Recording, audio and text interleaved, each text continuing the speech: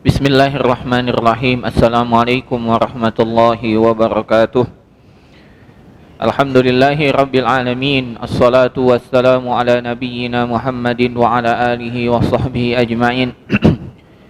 Qallahu ta'ala ya ayyuhalladzina amanu taqullaha haqqa tuqatih wa la tamutunna illa wa antum muslimun.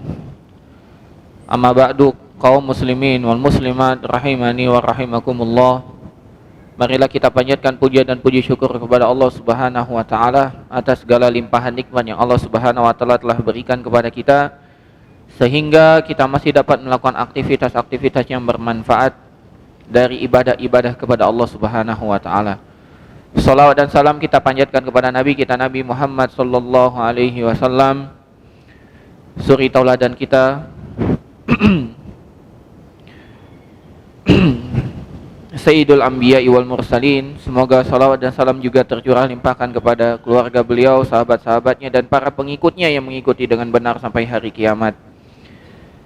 Hari ini insyaAllah kita akan melanjutkan pembahasan kita dari majalis Syahri Ramadan. Kemarin kita telah bahas sifat-sifat neraka yang sangat mengerikan. InsyaAllah hari ini kita akan bahas tentang sebab-sebab ya orang itu masuk ke dalam neraka. Sebab-sebab masuk ke dalam neraka. Kaum muslimin wal muslimat rahimani wa rahimakumullah, sesungguhnya neraka sangat mengerikan. Nanti di hari kiamat neraka itu akan ditarik. Neraka itu begitu besar dan akan ditarik dengan 70.000 tali kekang. Neraka itu akan ditarik dengan 70.000 tali kekang, yang setiap tali kekangnya akan ditarik oleh 70.000 malaikat. Jadi untuk menarik neraka itu ada 70.000 tali kekang, setiap talinya ditarik oleh 70.000 malaikat. Betapa besarnya neraka. Dan neraka itu begitu dalam. Neraka itu begitu dalam. Pernah suatu hari terdengar suara dentuman. Suara dentuman. Ya. Maka para sahabat bertanya, atau Nabi SAW bertanya kepada para sahabat, maka kata para sahabat, Allahu wa rasuluhu a'lam, Allah dan Rasulnya yang mengetahui. Kata Nabi SAW,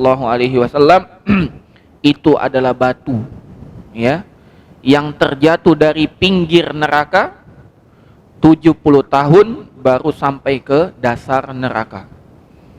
Dalam riwayat yang lain dikatakan, itu batu yang telah jatuh 70 tahun namun belum sampai ke dasar neraka. Batu yang jatuh 70 tahun belum sampai ke dasarnya. Begitu mengerikan. Yang mana di dalam neraka itu penghuninya akan dibakar dengan api yang panasnya 70 kali lipat daripada api dunia. 70 kali lipat dari api dunia. Kalau di dunia saja kita kena api mati terbakar, bagaimana di akhirat? 70 kali lebih panas daripada api di dunia. Yang mana makanannya penghuni neraka itu adalah zakum. Kalau seandainya zakum itu jatuh ke dunia satu tetes saja, ya, maka akan menghancurkan semua dunia beserta isi-isinya. Satu tetes zakum jatuh ke dunia ini, maka akan menghancurkan seluruh dunia ini. Ya. Sangat-sangat mengerikan. Setelah kita mengetahui sifat-sifat neraka yang begitu mengerikan ini, mari kita pelajari tentang sebab-sebab apa saja yang dapat ya menjadikan seseorang masuk ke dalam api neraka. Di sini penulis mengatakan secara umum ada dua sebab. Yang pertama, asbabu mukaffirah. Sebab-sebab yang dapat menjadikan orang itu keluar dari keimanan, dari Islam. Kalau seseorang melakukan sebab-sebab ini atau amalan-amalan ini, maka mereka akan kekal di dalam api neraka. Yang kedua adalah asbabun mufassiqah, yaitu sebab-sebab ya kefasikan. Ya, yang mana apabila orang melakukannya, maka dia akan masuk neraka, namun tidak sampai dikekalkan oleh Allah ke dalam neraka. Namun terlepas dari itu, satu hari di akhirat itu sama dengan 1000 tahun. Ya, dan kita tidak ada yang sanggup untuk menahan azab neraka. Nabi SAW mengatakan didatangkan di hari kiamat kelak manusia yang mendapatkan kenikmatan yang paling agung, paling banyak di dunia, namun dia termasuk penghuni neraka. Dicelupkan dengan satu celupkan ke dalam neraka. Ketika ditanya pernah merasakan kenikmatan, dia katakan tidak pernah merasakan kenikmatan. Semua hilang lenyap hanya dengan satu celupan di dalam api neraka. Bagaimana kalau kita harus tinggal di neraka satu hari, yang satu harinya sama dengan seribu tahun? Bagaimana kalau 2 hari, 3 hari, 4 hari? Na'udzubillahi min dzalik. Maka mari kita kenali sebab-sebab apa saja, ya. Mari kita kenali sebab-sebab apa saja yang dapat memasukkan kita ke dalam neraka sehingga kita dapat menjauhinya. Yang pertama, sebab-sebab, ya, mukaffirah yang dapat mengeluarkan seseorang dari keislaman, dari keimanan, yang menjadikan dia kekal di dalam api neraka. Jadi ada 2 sebab. Bagiannya yang pertama, dari sebab yang pertama ini adalah asyirku billah, berbuat syirik. Allah Subhanahu wa taala berfirman, innahu may yusyrik billah faqad harramallahu alaihil jannah wa ma'wahun nar. Ya, bahwasanya barang siapa yang melakukan perbuatan syirik, mempersekutukan Allah, maka Allah haramkan baginya surga dan tempat kembalinya adalah api neraka. Dan mereka kekal di dalamnya. Yang kedua, dari sebab yang menjadikan seseorang kekal di dalam api neraka adalah al-kufru billahi azza wajal, kufur kepada Allah Subhanahu wa taala, atau kepada malaikat-malaikatnya, atau kepada kitab-kitabnya, atau kepada rasul-rasulnya, atau kepada hari akhir, atau kepada qada dan qadar. Artinya dia kufur kepada rukun iman, tidak percaya dengan rukun iman, baik satu ataupun semua. Misal dia tidak percaya dengan malaikat, atau dia tidak percaya dengan Jibril, dia tidak mengimani dengan Rasul, dia tidak mengimani hari kiamat, maka itu telah kafir, ya, keluar dari Islam sehingga dia kekal di dalam api neraka. Yang ketiga menjadi sebab adalah mengingkari kewajiban yang Allah Subhanahu wa taala tetapkan, atau mengingkari sesuatu yang Allah haramkan. Mengingkari sesuatu yang Allah wajibkan, dia katakan tidak wajib, atau mengingkari hal yang diharamkan oleh Allah, dia mengatakan tidak haram. Ya. Seperti orang mengatakan tidak wajib untuk puasa Ramadan, tidak wajib untuk zakat mal, tidak wajib untuk sholat 5 waktu, tidak wajib untuk haji ke Baitullah, walaupun dia melakukannya. Kalau dia punya keyakinan itu tidak wajib, sedangkan itu adalah rukun Islam yang sudah jelas, ya, maka dia telah kafir dan dia kekal di dalam api neraka. Atau dia mengingkari hal-hal yang jelas Allah Subhanahu wa taala haramkan. Dia menghalalkan zina, dia menghalalkan khamar, dia mengatakan khamar tidak haram, dia menghalalkan riba walaupun dengan nama bunga, ya. Enggak, ini kan bukan riba, namanya bunga. Bunga dengan riba sama, ya. Maka dia telah menghalalkan apa yang Allah haramkan, dan ini merupakan kekafiran, kekufuran. Dia kekal di dalam neraka. Yang keempat adalah al-istihza'u billahi subhanahu wa ta'ala au bi dinihi au bi rasulihi. Mengolok-olok dengan Allah, atau dengan agamanya, atau dengan rasulnya. Mengolok-olok, ya. Hati-hati. Allah Subhanahu wa ta'ala berfirman, wala in sa'altahum la yaqulanna innama kunna nakhudu wa nal'ab qul abillahi wa ayatihi wa rasulihi kuntum tastahzi'un la ta'tadiru qad kafartum ba'da imanikum. Ya. Apakah kalau dikatakan kepada mereka, ya, apakah kalian itu sedang mengolok-olok, ya, Allah dan Rasulnya? Maka mengatakan kami itu hanya, ya, bercanda saja, mengolok-olok saja, ya. Maka Allah Subhanahu wa taala mengatakan, apakah engkau dengan Allah, dengan ayatnya, dengan Rasulnya yang kalian itu mengolok-olok? Maka jangan minta maaf, kalian telah kufur setelah beriman. Dan ini banyak terjadi, terutama anak-anak, ya. Ini harus dikasih tahu, karena kalau dia sudah dewasa dan dia memiliki keyakinan, dengan keyakinan itu bisa keluar dari keislaman. Mengolok-olok sholat, ya. Sholat itu merupakan salah satu dari agama Allah. Tidak boleh mengolok-olok sholat. Banyak terjadi, walad dolin, walad dompet ambil, ya. Itu termasuk mengolok-olok, tidak boleh. Atau sujudnya freestyle, ya. Itu termasuk mengolok-olok. Jangan bisa menjadi hal yang menjadikan kita kekal di dalam api neraka. Atau mengolok-olok dengan ayat Allah. Ya, banyak kita dengar, banyak orang mengolok-olok dengan ayat Allah. Contohnya tadi, walat dompet ambil, ya tidak boleh, itu haram. Ya. Kemudian yang kelima adalah mencela atau mencaci Allah Subhanahu wa taala, agamanya atau rasulnya. Mencela, tidak boleh mencela. Ya. Tidak boleh kita mencela karena Allah Subhanahu wa taala subuhun kudus, maha suci, terbebas dari segala hal-hal yang tercela. Tidak boleh kita menyandingkan hal tersebut. Makanya orang Yahudi itu terlaknat karena dia mencela Allah. Mereka mengatakan yadullahi maglulah, tangan Allah itu terbelenggu, Allah itu pelit. Tidak boleh kita mencela Allah Subhanahu wa taala. Kalau kita dapati sesuatu yang buruk terhadap diri kita, cela diri sendiri. Bukan cela Allah. Karena apapun yang kita terima dari keburukan itu sebab ulah kita sendiri. Ya. Jadi jangan pernah kita mencela Allah Subhanahu wa taala atau mencela agama Allah atau mencela rasulnya. Ya, baik Muhammad sallallahu alaihi wasallam ataupun nabi-nabi yang lain, tidak boleh kita mencela. Yang keenam dari sebab ya seseorang kekal di dalam api neraka adalah berhukum dengan hukum selain hukum Allah Subhanahu wa taala. Al-hukmu bi ghairi ma anzalallah. Berhukum dengan hukum selain Allah Subhanahu wa taala. Yaitu yang dimaksud adalah dia berkeyakinan bahwasanya ada hukum yang lebih baik, lebih tepat, lebih cocok daripada hukum Allah di zaman sekarang ini. Ya, kalau dia punya keyakinan tersebut, maka dia telah kafir, keluar dari Islam. Ya. Walaupun dia tidak melakukannya, walaupun dia tidak mengamalkannya. Kalau dia punya keyakinan, ya zaman sekarang itu kalau mencuri bukan potong tangan lagi, tapi dipenjara 10 tahun. Tidak. Atau membunuh bukan dibalas dibunuh, tapi cukup dengan dipenjara sekian tahun. Tidak. Kalau dia punya keyakinan itu lebih baik, ya maka dia telah keluar dari agama Allah Subhanahu wa taala, dia telah kufur. Ya. Allah Subhanahu wa taala berfirman, "Wa man lam yahkum bima anzalallah fa ulaika humul kafirun."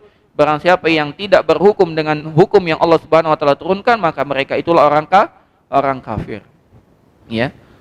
Kemudian yang ketujuh adalah an-nifaq, adalah kemunafikan dan tanda kemunafikan ini banyak sekali. Dalam sebuah hadis Nabi sallallahu alaihi wasallam bersabda, ayatul munafik salas. Tanda munafik itu ada 3. Kalau dia bicara dia dusta, kalau dia berjanji dia ingkar, kalau dia diberi amanah dia khianat. Itu adalah tanda-tanda ya kemunafikan. Yaitu sifat-sifat orang munafik. Namun lebih besar dari itu, tanda kemunafikan itu adalah yang pertama, asyakku fima anzalallahu ta'ala. Ragu dengan apa yang Allah Subhanahu wa taala turunkan. Dia ragu walaupun dia ya menampilkan bahwasanya dia begitu yakin, tapi dalam hatinya dia ragu. Dia ragu dengan syariat poligami, dia ragu. Poligami ini tidak adil, harusnya tidak perlu poligami ya. Kalau cukup satu saja ya. Tidak ada syariat poligami, nggak boleh. Kita harus yakini inilah syariat agama Allah Subhanahu wa taala. Dan ini solusi. Jangan pandang diri kita, iya kita lemah, istrinya 1. Tapi berapa banyak orang butuh lebih dari 1. Jangan tetapkan hukum sesuai dengan diri kita, tapi kita harus katakan sami'na wa ata'na. Apa yang Allah Subhanahu wa taala tetapkan itulah yang kita amalkan. Ya, tanda yang kedua dari tanda kemunafikan adalah benci terhadap hukum Allah atau hukum Rasulnya. Benci dia. Ya, bukan hanya ragu tapi sudah benci, ya. Dia benci dengan hukum Allah Subhanahu wa taala. Yang ketiga adalah dia benci untuk menampilkan keislaman, ya, dan benci untuk menolong kaum muslimin. Benci dia. Makanya kita itu minimal punya rasa cemburu. Kalau kita mendapati saudara-saudara kita terhinakan, ya, kaum muslimin, minimal kita berdoa kepada Allah Subhanahu wa taala. Kalau bisa kita bantu dengan harta kita, dengan tenaga kita, dengan lisan kita. Kalau tidak bisa dengan hati kita. Kita cemburu ya. Pernah dikisahkan ada seorang wanita diganggu oleh orang-orang kafir. Ya. Diganggu oleh orang kafir, dia berteriak, ya memanggil nama khalifah. Terdengar oleh orang muslim di sana, dia bawa berita bahwasanya ada wanita diganggu dan menyebut nama engkau wahai khalifah. Maka dikerahkan pasukan untuk menaklukkan kota tersebut. Itu rasa cemburu. Jangan sampai kita ya biarkan saja kaum muslimin, minimal kita mendoakan ya. Jangan sampai kita tidak punya sifat itu. Berikut juga dari tanda kemunafikan adalah berharap ada musibah yang tertimpa kepada kaum muslimin, atau ingin sekali kaum muslimin itu terpecah belah. Ini juga tanda kemunafikan. Ya, hati-hati. Jangan sampai ya, kita sekarang hidup di zaman akhir. Banyak sekali orang yang ingin memecah belah kaum muslimin. Ya, jangan sampai. Jangan sampai kita terpecah belah. Bagaimana solusinya agar kita jangan sampai terpecah belah? Allah Subhanahu wa taala telah mengatakan, "Fa in tanaza'tum fi syai'in farudduhu ilallah." Kalau kita itu berselisih, maka kembalikan kepada Allah dan Rasulnya, yaitu kepada kitab Allah dan sunnati Rasulihi sallallahu alaihi wasallam. Yang kelima dari tanda kemunafikan itu adalah mencintai musuh Islam. Mencintai musuh Islam. Ya. Kalau musuh Islam itu mengadakan perayaan, ada kegiatan, dijaga. Tapi kaum muslimin melakukan kajian, diporak-porandakan. Ini tanda kemunafikan. Hati-hati. Ya, Umar Ibnul Khattab yang kita tahu bahwasanya beliau adalah khalifah yang kedua, Amirul Mukminin, itu datang kepada Huzaifah Ibnul Yaman, sahibus sir. Huzaifah, apakah aku termasuk nama-nama yang disebutkan Nabi termasuk golongan orang munafik? Umar takut dengan kemunafikan. Umar, ya. Maka tidak ada yang bisa selamat dari kemunafikan ini. Kita harus minta terus perlindungan kepada Allah, jangan sampai kita di dalam hati kita ada kemunafikan. Kita memohon kepada Allah. Yang keenam adalah memamerkan atau menampakkan keburukan-keburukan kaum mukminin, ya, menunjukkan dan mencela kaum mukminin, ya. Kalau kaum mukminin itu memberikan infak sedekah yang sedikit, dia cela. Ya, Allah tidak butuh dengan sedekah yang sedikit. Ya. Kalau dia tidak memberi, lihat betapa pelitnya dia. Padahal dia sendiri tidak bisa untuk memberikannya. Hati-hati. Ya, ini termasuk juga kemunafikan. Kemudian yang berikutnya, yang ketujuh adalah sombong, ya, kepada kaum mukminin dan menganggap remeh kaum mukminin, ya. Kaum mukminin mendoakannya, dia memandang kami tidak butuh dengan doa-doa mereka. Ini termasuk sifat-sifat kemunafikan. Yang berikutnya, yang kedelapan adalah berat untuk salat dan sangat malas untuk berzikir kepada Allah Subhanahu wa taala. Allah Subhanahu wa taala mengatakan, wa idza qamu ila sholati qamu kusala. Kalau salat mereka malas-malasan. Yuraunan nas, pengennya pamer. Wala yazkurunallaha illa qalila, dan tidak pernah berzikir kepada Allah kecuali sedikit saja. Dan terakhir dari tanda kemunafikan itu adalah mengganggu Allah dan orang-orang beriman. Mengganggu Allah, Rasulnya, dan orang-orang beriman. Dengan apa? Dengan tuduhan-tuduhan. Ya, dengan tuduhan-tuduhan. Sebagaimana dilakukan oleh orang munafik di zaman Nabi SAW, menuduh istri Nabi SAW melakukan perbuatan zina. Ini adalah sifat-sifat orang munafik. Jangan sampai kita memberikan tuduhan-tuduhan yang aneh. Kita berikan bahwasanya sahabat begini, ya. Tidak boleh. Ini termasuk sifat munafik. Ini bagian pertama dari sebab-sebab yang dapat memasukkan seorang ke dalam api neraka dan dia kekal di dalamnya. Sekarang kita masuk ke bagian kedua, yaitu yang dapat menjadikan orang masuk neraka namun tidak sampai kekal di dalamnya. Yang pertama sebabnya adalah durhaka kepada kedua orang tua. Sebabnya adalah durhaka kepada kedua orang tua. Nabi kita Muhammad SAW mengatakan, ridallah fi ridal walid. Keriduan orang tua itu, keriduan Allah itu ada pada keriduan orang tua. Waqsutullahi fi suqtil walid. Kemurkaan Allah itu berada pada kemurkaan orang tua. Maka jangan sampai kita durhaka kepada orang tua. Dan termasuk durhaka adalah meninggikan suara atau membantah atau mengucapkan kepada orang tua. Hendaklah kita memenuhi semuanya. Semua yang kita mampu kita penuhi. Kalaupun tidak mampu kita usahakan. Kalaupun kita tidak mampu kita usahakan terlebih dahulu. Jangan ditunda-tunda.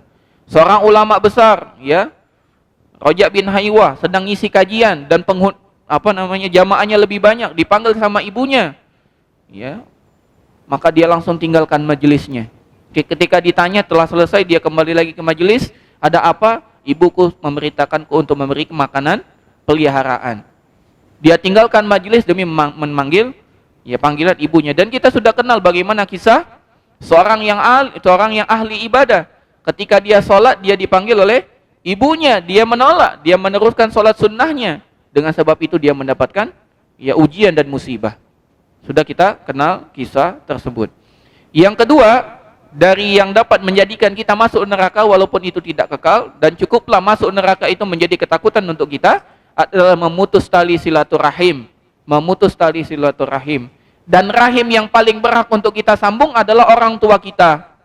Adalah orang tua kita. Kita sibuk menyambung tali silaturahim yang lain, tapi ternyata kita jauh dengan orang tua. Jangan sampai, ya, jangan sampai. Kata Nabi SAW, la yadkhulul jannah qati'un, tidak masuk surga orang yang memutus tali silaturahim. Ya, maka kita sambung. Mungkin salah satu dari kita mengatakan, saya mengunjungi terus, ya, tapi kita tidak pernah dibalas. Atau bagaimana saya mau menyambung kalau dia tidak pernah datang duluan ke rumah? Ya. Yang dimaksud oleh Nabi SAW dengan menyambung tali silaturahim itu adalah laisal wasilu bil mukafi. Bukan disebut orang yang menyambung tali silaturahim dengan membalas. Orang datang kita datang, orang memberi kita memberi, bukan. Walakinal wasil, namun yang dimaksud dengan menyambung tali silaturahim itu adalah idza qata'at rahimahu wa sholaha. Kalau ada orang yang memutus tali silaturahimnya, dia sambung. Ya pamannya nggak pernah datang, ya sepupunya tidak pernah datang, bibinya nggak pernah datang, dia yang datang. Dia yang datang, dia mengunjungi, dia kasih hadiah, dia tanya kabar, dia ke rumahnya, dia safar, tidak ada yang menjadikan dia safar kecuali berkunjung kepada karib kerabatnya. Itu yang disebut dengan orang yang menyambung. Ya, bukan membalas, membalas. Dia datang, kita datang, bukan. Kita duluan, ya. Ada seorang sahabat mengeluhkan, ya Rasulullah, aku terus yang datang, aku terus yang kasih hadiah, dia tidak pernah membalas. Ya, kata Nabi SAW, seakan-akan engkau bosan. Kalau engkau tetap berada dengan hal tersebut, engkau tetap dalam kebaikan. Dan Nabi SAW mengatakan, kalau kamu ingin diluaskan rezekinya, dipanjangkan umurnya, hendaklah menyambung tali silaturahim. Jangan pernah kita pelit. Ya, saya mau kunjungan ke keluarga tapi habis ongkos, habis bensin, habis yang lain, habis waktu, enggak ada yang habis. Apa yang kita berikan untuk Allah tidak akan pernah habis, bahkan itu kekal abadi di sisi Allah Subhanahu wa taala. Allah sebaik-baik pembeli balasan, ya. Jangan sampai kita merasa pelit, ya. Yang ketiga, termasuk sebab yang dapat menjadikan kita masuk neraka adalah makan riba. Makan riba.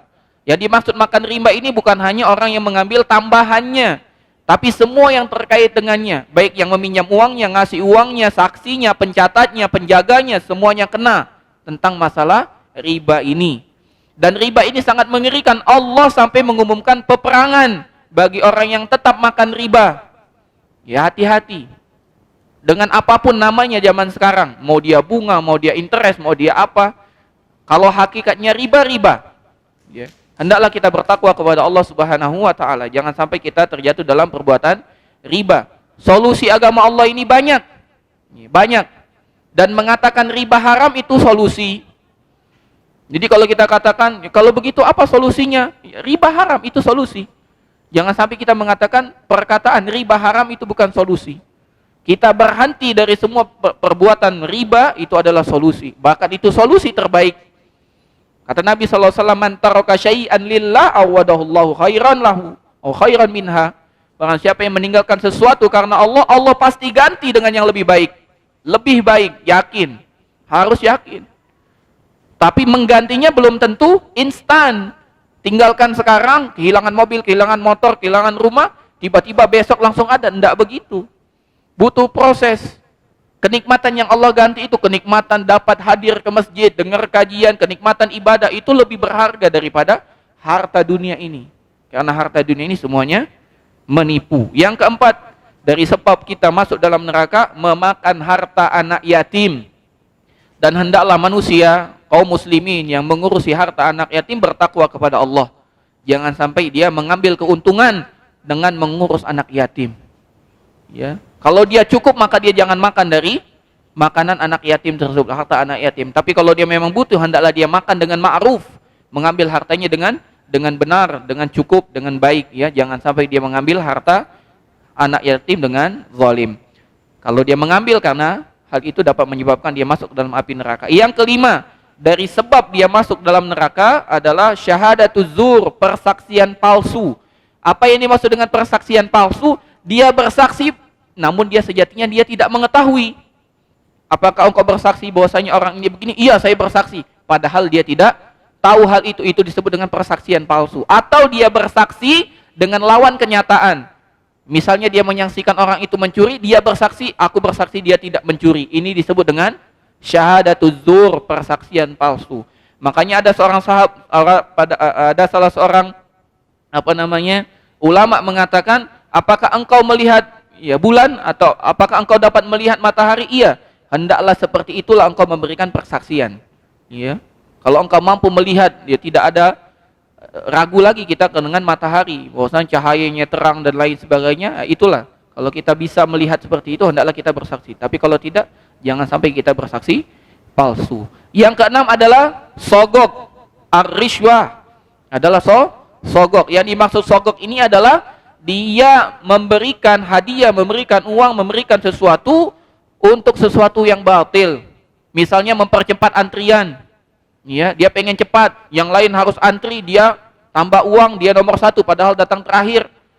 Ya, kantor tutup jam 3, dia datang jam 3, langsung duluan selesai. Yang dari jam 8 antri tidak masuk-masuk. Ya, maka ini zalim, batil, tidak boleh. Ya, atau tes. Ya, yang lain sudah pintar segala macam, memenuhi persyaratan tapi tidak punya uang. Dia nggak bisa, nggak mampu, nggak sesuai standar, dia kasih uang, masuk. Ya, ini riswah, tidak boleh. Kata Nabi SAW, ar-rashi wal murtashi finnar. Orang yang ngasih sogok, yang menerima sogok, dua-duanya masuk neraka. Hendaklah kita bertakwa kepada Allah. Yang ketujuh, dari sebab masuk neraka adalah sumpah palsu. Sumpah palsu. Ya, yang dimaksud sumpah palsu di sini adalah orang bersumpah untuk memenangkan dirinya atau untuk mengelak dari suatu tuduhan terhadap dirinya. Padahal itu fakta. Dalam sebuah hadis Nabi SAW mengatakan, ya, al-yaminu alaman ankara, sumpah bagi orang yang mengingkari. Namun mengingkari kalau memang itu betul tidak. Tapi kalau iya betul seperti itu, jangan sampai dia mengingkari. Kalau dia sampai bersumpah, maka ancamannya adalah api neraka. Yang kedelapan, dari sebab kita masuk ke dalam api neraka adalah menetapkan hukum ya dengan tidak benar, sengaja tidak benar, atau dengan maksud menzolimi. Ya, menetapkan hukum. Dan ini ancaman bagi para qadhi, bagi para hakim. Ya, hendaklah bertakwa kepada Allah para hakim. Jangan dia mentang-mentang diangkat jadi hakim, dia bersyukur, ya, sedekah.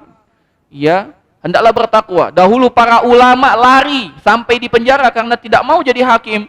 Karena mereka tahu, kata Nabi SAW, al-qudatu salasatun. Hakim itu ada 3 jenis. 1 masuk neraka, 1 masuk surga, 2 masuk neraka. Jadi kemungkinannya cuma 33% masuk surga. Ya, maka hendaklah kita betul-betul bertakwa. Siapa hakim yang bisa masuk surga? Adalah hakim yang punya ilmu dan dia berhukum di atas ilmunya. Kalau memang benar, dia tetapkan benar. Kalau dia salah, dia tetapkan salah. Tapi bagaimana dengan 2 hakim yang masuk neraka? Dia punya ilmu namun dia tetapkan tidak sesuai ilmunya. Dia tahu ini salah, dia menangkan.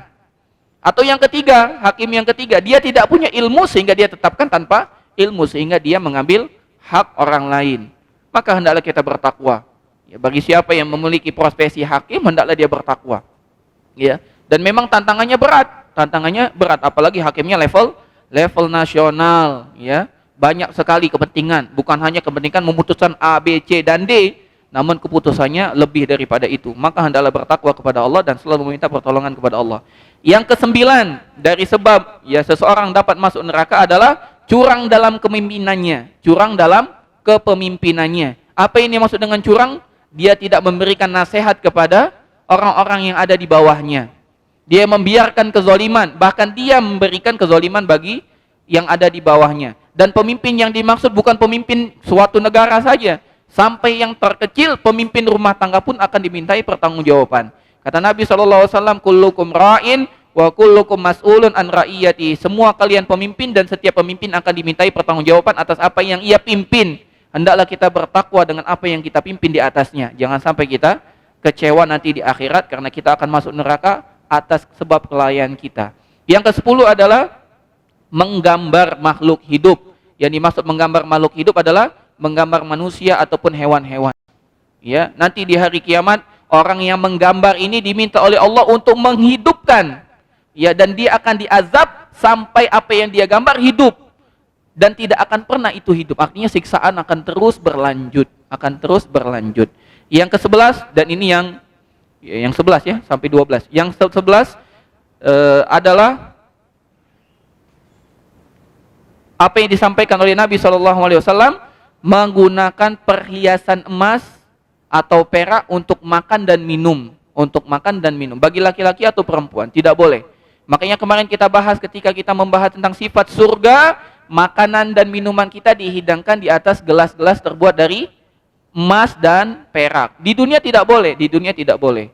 Ya, walaupun orang kaya sekaya apapun, ya tetap makannya tidak boleh pakai emas dan perak. Barang siapa yang makan dengan emas dan perak, dia akan dimasukkan ke dalam api neraka. Dan yang terakhir, Nabi SAW mengatakan, ala ukhbirukum bi ahlin nar, maukah aku beritahu siapa itu penghuni neraka? Kullu utulin jawadin mustakbirin.